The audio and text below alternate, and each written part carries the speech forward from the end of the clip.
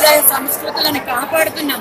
5 ఏళ్ళు ఉంటారేమో, 10 ఏళ్ళు ఉంటారేమో, 24 ఏళ్ళు, 26 ఏళ్ళుగా నేను బోనాలు చేస్తున్నాను.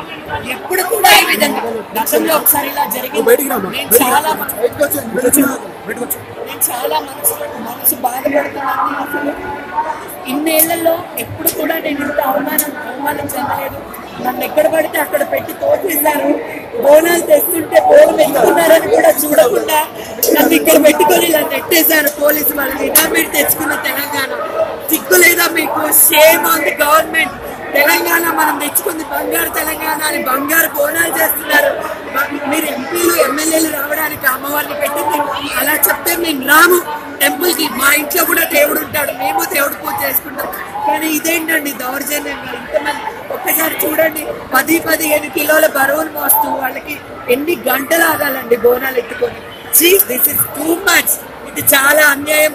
అమ్మవారి మాంకలమ్మాయి ఈ గడ్డకు ఆడపడుచు బాధపడ్డ ఒక శివశక్తి, ఒక జోగుదాన్ని. నేను బాగుపడ్డా, మీ గవర్నమెంట్ కి మంచిది కాదు.